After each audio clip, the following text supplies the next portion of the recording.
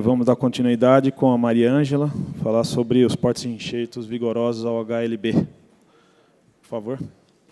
Eu vou falar sobre resposta de porta-enxertos ao HLB. Eu mudei um pouquinho o título do que está no folder, né? Porque no folder está como porta-enxertos vigorosos, porque, no fim, eu acabei colocando um pouco também de porta-enxertos ananicantes, bem pouco, né? Mas o foco é um porta-enxerto vigoroso. Eu queria agradecer, então, a organização pelo convite e a possibilidade de mostrar o nosso trabalho, parte do nosso trabalho. Bom, eu tenho que, não posso deixar de citar, né, a importância dos projetos de pesquisa e das agências financiadoras e das empresas para a execução dos nossos trabalhos, né? Então, grande parte desses trabalhos eles foram iniciados no INCT Citrus, nos 2 INCTs, né? Com financiamento da FAPESP e do CNPq. E, mais atualmente, a gente está com um projeto que é o CROP, CCD CROP IAC, né? Um projeto desenvolvido no âmbito do Centro de Ciência para o Desenvolvimento da FAPESP, em colaboração com as empresas. Então, esse projeto, essa chamada do CCD, ele visa, então, ele foi realizado para 6 secretarias do Estado de São Paulo, né? E dentro da Secretaria de Agricultura, nosso projeto foi um dos contemplados, e o foco dele em Citrus é o HLB. Ele iniciou no final de 2021, desculpe, e nós estamos dando continuidade a ele. Bom, esse projeto, então, ele vai trabalhar com variedades COP e está trabalhando, né, com variedades COP e variedades de porta-enxerto. Nas variedades COPAs, a gente está atuando com a estratégia da seleção genômica, né, que seria uma forma da gente modificar poucas características da planta, da variedade, no caso, maior tolerância HLB, sem modificar muitos caracteres da planta. Algumas dessas estratégias também permitem que a planta seja considerada não transgênica, né? Então, a gente está investindo muito nessa estratégia.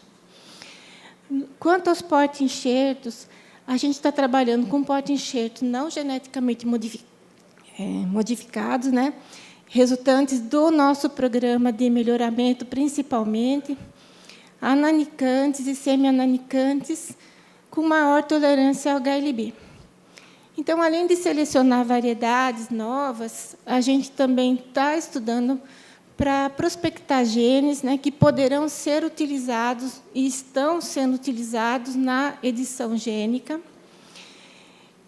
variedades mais ananicantes visando plantio adensado. Estamos estudando um novo sistema de produção, né, que permita também a colheita mecânica. Então, visando, então, um gerenciamento melhor da produção, maior sustentabilidade da produção, com menores custos. Bom, por que a gente está trabalhando com porta-enxerto? Também, né, além da variedade copa. Porque o porta-enxerto, todo mundo sabe, ele tem muita influência na variedade copa, né? Então, ele determina vigor, tolerância seca, tolerância a baixas temperaturas, produtividade, qualidade da fruta, tolerância a doenças, entre outras, né? E a gente também verificou, e está na literatura, que o greening, e a gente sabe que um dos sintomas é o dano ao sistema radicular. Então, a gente procurando um porta-enxerto mais vigoroso, desculpe, um porta-enxerto que suporte mais a doença, mais tolerante, e com um sistema radicular mais vigoroso, a gente pode, então, acreditar que a copa também será mais vigorosa, apesar do green. E também com base em trabalhos publicados, né, na literatura, que foram detectados, foram encontrados porta-enxertos mais tolerantes, né, a doença. Então, aproveitando que a gente já vinha desenvolvendo um programa de melhoramento de porta-enxertos desde a década de 90, através de cruzamentos controlados, nós passamos a estudar também a tolerância ao HLB nesse material. Eu vou contar, minha apresentação, na verdade, eu vou contar uma história de como que a gente chegou, né, numa variedade. Então, a produção de híbridos, gente, é realizada através da escolha de dois genitores, né? Geralmente, a gente escolhe um complementar ao outro, um que tenha características complementares ao outro. Escolhe um com maior capacidade de ser a planta-mãe, né? Que é a que vai ter maior pegamento de frutos, e, geralmente, as que mais produzem embriões zigóticos. E o parental masculino, o genitor masculino, vai ser o doador do pólen. Então, a gente faz a polinização da flor feminina, ensaca para não ter problema de contaminação. Depois, quando o fruto começa a desenvolver, a gente retira os saquinhos e identifica os frutos que contêm sementes híbridas. Quando o fruto amadurece, a gente tira as sementes, faz a semeadura, né? E depois a gente tem a progênie. A progênie seriam os filhos, né, desse cruzamento, na qual a gente vai fazer a seleção. Um exemplo aqui que eu coloquei aqui para vocês é que foi realizado em 1994, né? Foi o cruzamento de Citrus Sunk, da tangerina Sunk, com o Poncirus trifoliata. Então, na época, a gente não tinha o problema do greening aqui no Brasil, mas, posteriormente, então, a gente passou a estudar essa progênie também para o comportamento quanto ao greening. Então, a Sunk ela é tolerante à seca, suscetível à gomose, né, e mais suscetível ao HLB. E o Poncirus ele é suscetível à seca, mais tolerante à fitóftora de gomose. Então, a gente queria obter híbridos que fossem complementares a essas características, né? Então, mais tolerante à seca, mais tolerante à fitóftora e mais tolerante ao HLB.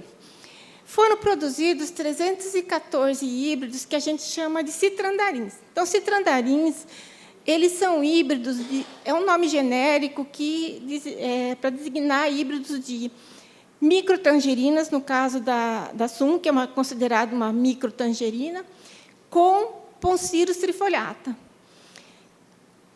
A denominação é genérica, mas cada citrandarim é diferente do outro, né?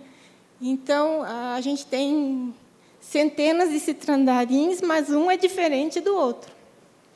Então, desses 314 híbridos, a gente trabalhou até o momento com 115 deles. Após, então, o estabelecimento e uma pré-seleção desse material, a gente instalou no projeto INCT a rede experimental de porta-enxertos, né, em diversas regiões do estado de São Paulo, e nas copas de Pera, Valência, Natal, Rubi e o Alimácia da Tahiti. Ao mesmo tempo, a gente tem aqui no Centro de Citricultura uma coleção, né, instalada, um pomar instalado desses híbridos, de 275 híbridos dos citrandarins, provenientes do cruzamento de Poncirus com Sunk, que eles estão lá no banco de germoplasma, como o porta-enxerto é o limão-cravo e a copa é cada um desses citrandarins. Eles estão em 3 repetições, um total de 825 plantas. Foi estabelecido em 2006, né? E, em 2014, a gente resolveu fazer uma avaliação para o greening nessas plantas. E a gente observou que, nas copas, que são os citrandarins, 14% estavam infectados. A gente fez PCR quantitativo nos 4 quadrantes da planta e no sistema radicular também. Também observamos diferença no acúmulo de amido, deposição de calose em cada uma dessas plantas. Nova análise foi feita em 2018, e cerca de 40 genótipos se mantiveram sem a detecção da bactéria nas 3 repetições, mesmo sob condições de forte pressão de inóculo, por 12 anos. Né? Então, a gente resolveu estudar um pouco mais a fundo essas plantas. Né? Levamos para a casa de vegetação e a gente estabeleceu uma série de trabalhos, né, que possibilitaram a gente estudar a interação da planta com o patógeno, possibilitaram a gente estudar o tipo da segregação, da resistência, né, porque a gente só consegue estudar a segregação, o padrão de segregação da doença quando a gente tem uma progênie, quando a gente tem uma população de híbridos. Então, a conclusão que a gente chegou desses trabalhos é que o Poncirus é uma fonte possível de tolerância. Existem diferenças na multiplicação da bactéria na progênie. Né? Você pode ter híbridos que multiplicam um pouco e híbridos que multiplicam bastante a bactéria. E que parte desse fenótipo, parte da característica, é, sim, explicada pela genética.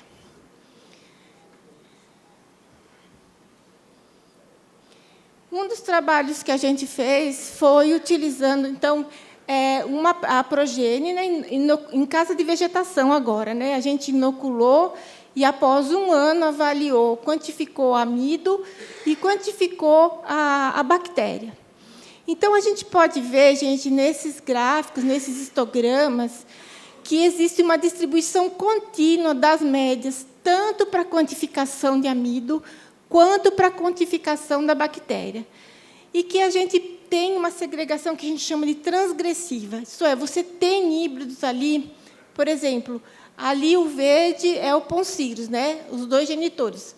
Vermelho é a Sunk, verde é o Poncirus. A gente tem genitores, híbridos, que são mais tolerantes que o Poncirus.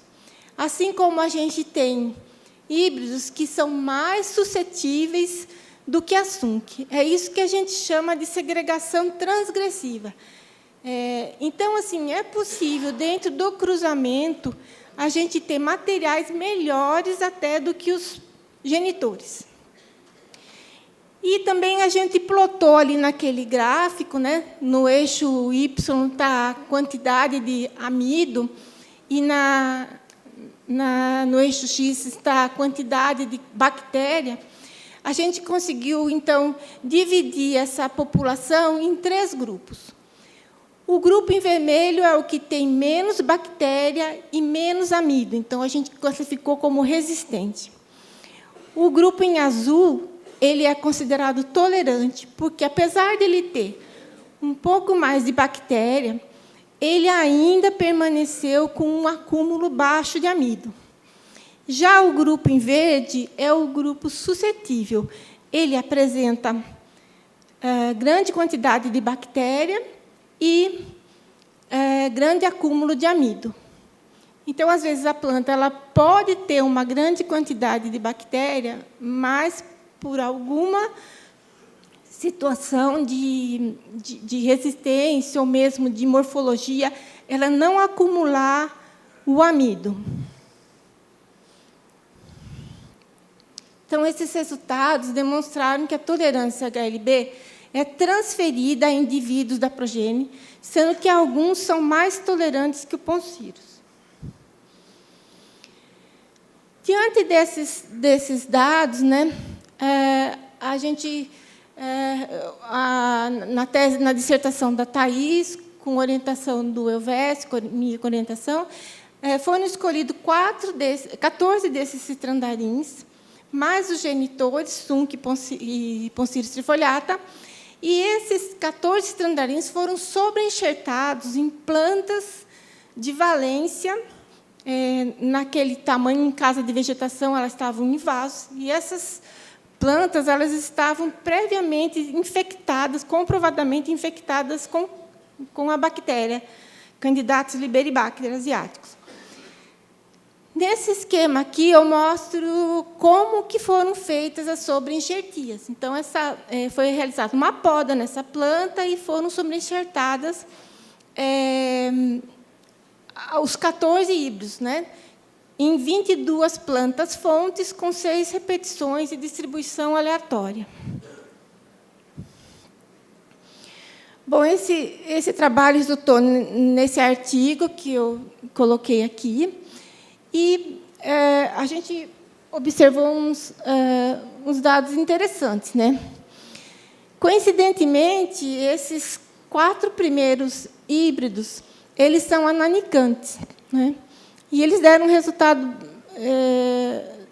importante aos 360 dias, em que 4 das plantas avaliadas, 0 plantas apresentavam, nenhuma planta apresentava a bactéria. De 6, 2, de 3, 1, de 3, 1, e chamou a atenção esse CCSM2, em que uma planta só continuava infectada das 5 plantas avaliadas, né? E ele também chamou a atenção porque ele é um porta-enxerto vigoroso.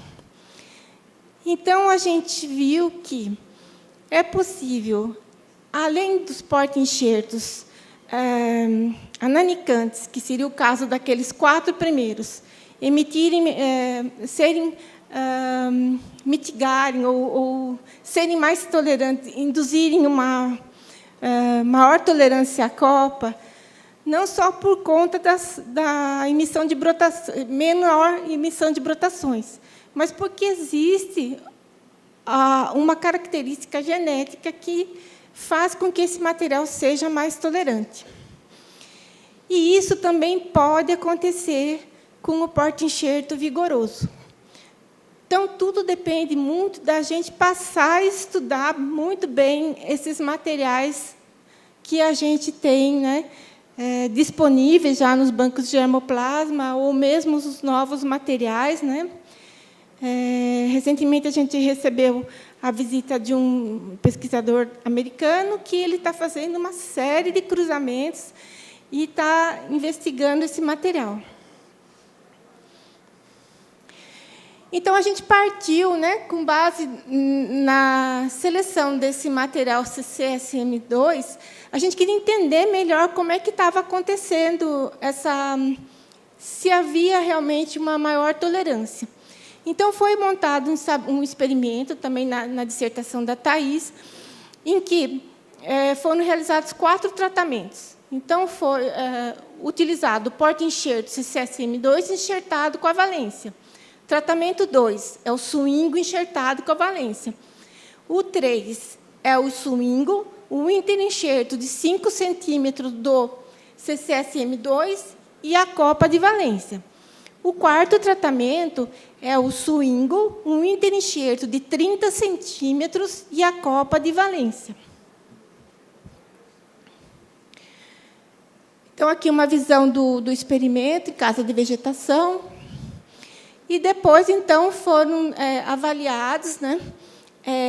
Foi, depois de um ano, detectada a avaliação de classe, né? da Candidatus liberibacter na parte aérea, que é a valência, no sistema radicular, que está dentro daqueles 4 tratamentos, e também o desenvolvimento do sistema radicular. Então, o experimento é um experimento destrutivo. Depois de um ano, as plantas foram... o sistema radicular foi cortado, foi pesado, foi feito peso fresco, peso seco, e também o volume do sistema radicular. Também foi feito o diâmetro do caule e a quantificação da bactéria no sistema radicular.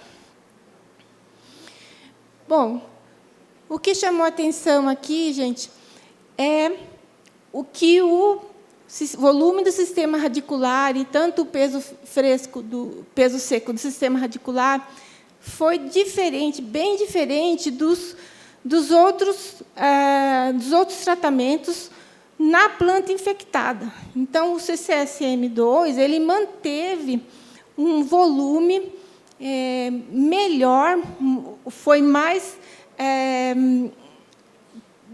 com uma densidade maior de raízes do que os outros tratamentos.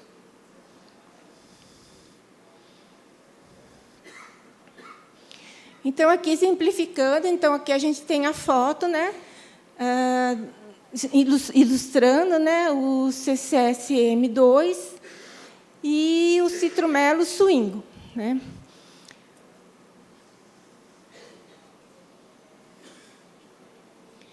Aqui também uma foto, né, mais detalhada. No de cima a gente tem, na verdade, as duas fotos com interenxerto, a raiz é do citromelo swingo. O interenxerto é aquela parte que está marcada, né?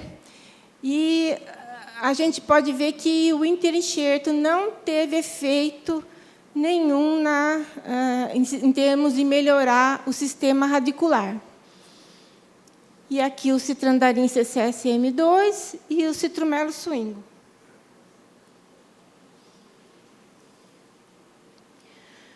Também, então, considerando, a gente fez uma análise multivariada, considerando todas aquelas avaliações, peso seco, peso fresco, diâmetro de caule, volume de raiz e concentração de classe, né?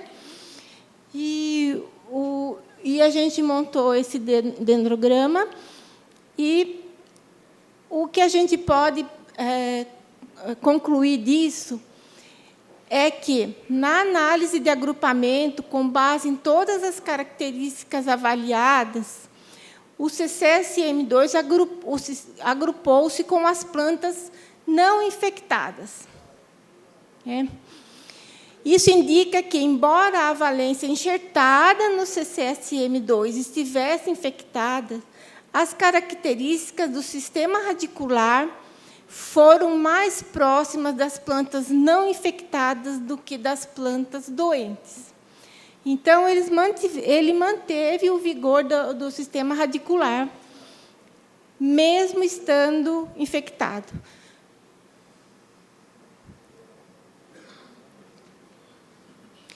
Aqui eu queria fazer um agradecimento ao STUC, né? E a Marina Ferreira da Vitória, que o STUC sempre colaborou muito, trabalhamos juntos desde 2004, e sempre foi um pesquisador muito entusiasmado, e ele estabeleceu esse experimento lá em Bebedouro, na Estação Experimental de Bebedouro, e me entregou essa planilha uns dias antes de falecer, né? Então, ele foi assim, muito importante para os nossos trabalhos. E ele montou, então, esse trabalho junto com a Marina para avaliar o comportamento dos citrandarins como porta-enxerto para a laranja valência em condições de campo. O experimento foi estabelecido na Estação Experimental de Bebedouro em 2019. Como o próprio Girardi falou, as condições de manejo de uma estação experimental não são as mais adequadas, né? Mas, ainda assim, a gente consegue ver, então, que ele teve, apesar de ter uma soma de incidência elevada, manteve, então, uma nota de severidade menor. Além disso, vocês podem verificar ali pelo volume de copa, ele é um dos mais vigorosos, né? E um dos mais produtivos.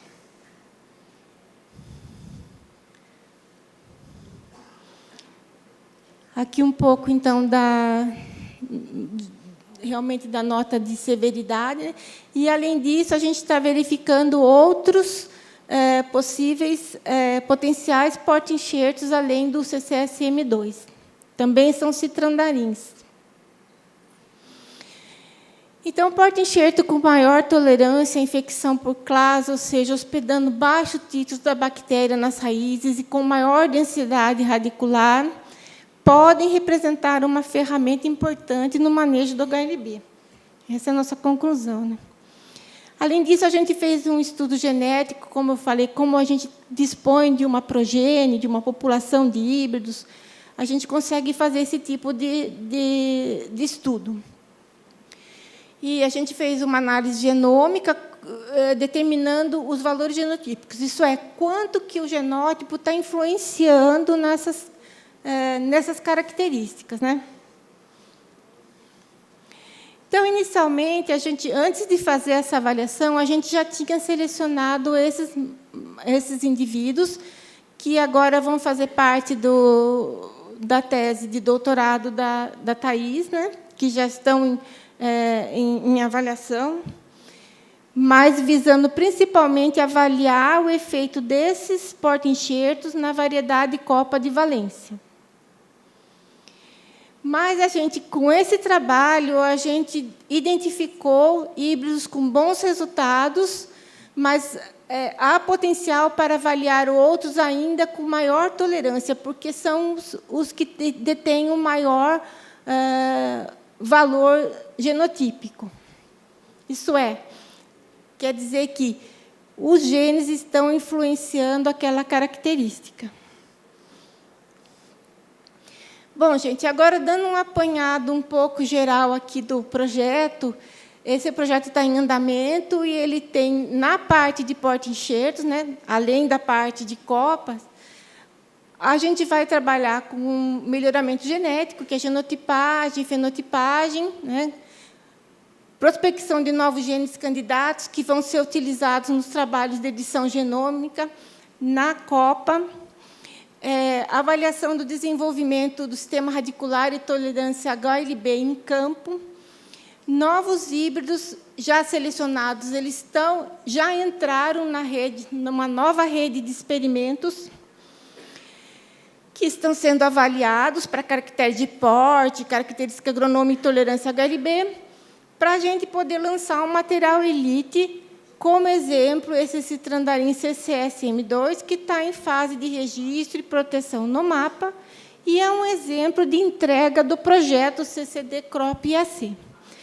Ao mesmo tempo, também estabelecemos como a gente precisa estudar, né, como manejar essas plantas. A gente também estabeleceu experimentos de espaçamento, pulverizações, né, tipos de pulverização e os melhores produtos, e recomendação nutricional para esses materiais novos, né, que vão requerer todo um estudo para seu manejo, porque não vão ser, como o Girardi falou, né, eles não vão ter o mesmo tipo de manejo e nutricional de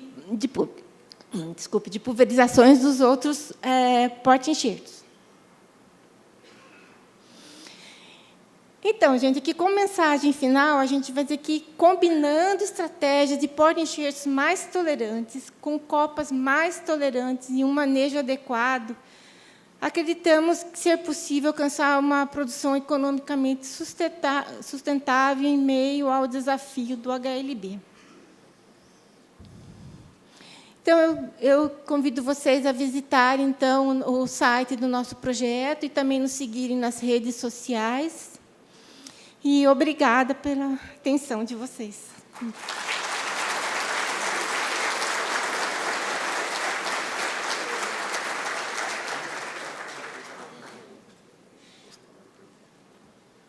Temos espaço aí para alguma pergunta. Se tiver interesse, por favor, levanta a mão.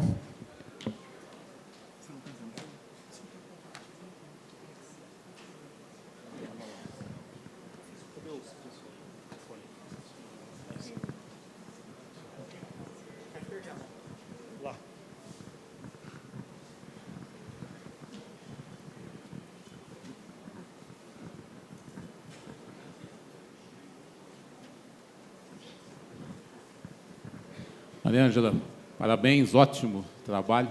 Só queria te perguntar se dentro desse QTL associado a uma possível tolerância ao HLB, você chegou a encontrar algum gene específico que tem a função reconhecida? Não, ainda não encontramos. Aliás, a gente não finalizou esse estudo ainda, tá? A gente nós fizemos novos marcadores e acabamos de de mapear novos QTLs. Então, a gente está fazendo esse estudo, mas faz parte da prospecção de genes. Tá? Na verdade, a gente já prospectou 10 genes, né, que eles estão sendo utilizados no trabalho de edição gênica. Desculpe, eu acabei esquecendo. A gente já fez esse processo e a gente já está trabalhando. 2 genes estão relacionados com o floema, com a não deposição, a superdeposição de calose na laranja doce, né? Ele estava super expresso, então a intenção é silenciar esse gene, né? E genes relacionados à proteína de parede de floema. Então, esses genes já estão sendo utilizados, né? Agora, a gente está numa nova prospecção, né, estudando novos híbridos e novos QTLs. Mariângela, eu queria que você deixasse para a gente, desde o início dos primeiros cruzamentos até que a gente possa usar esses materiais em larga escala, qual que seria um período assim considerável para que a gente pudesse fazer isso daí com segurança? Então, esses cruzamentos eles foram realizados em 1994, né? Mas a gente, como eu falei, não tinha green na época, a gente não atentou para isso, não fez seleção. Começamos a trabalhar com isso a partir de 2014. Nós já temos, então, esse material que, assim, a gente vai proteger e vai lançar esse material, vai registrar, né? Aí recomendamos que os senhores experimentem um pouco esse material na propriedade de vocês, né? Apesar da gente já ter outros campos experimentais e ele está indo bem, mas a gente recomenda cuidado, sempre cuidado na hora de iniciar com uma nova variedade. Mas esse já está disponível, tá? E, ultimamente, o porta-enxerto ele é um pouco complicado, porque você tem que ter semente, né? Tem que ter o fruto, ele começar a produzir o fruto, para você começar a avaliar as progênies, né?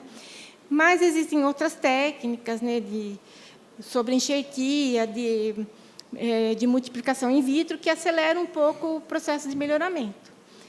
Mas eu acho que, por exemplo, a gente começou a trabalhar em 2014, a gente está em 2024, uns 10 anos foram. Mas, repito, a gente não era focado muito nesse assunto. Agora que a gente começou a focar bastante nesse trabalho, né? Então, não tenho certeza que a coisa vai correr mais rapidamente.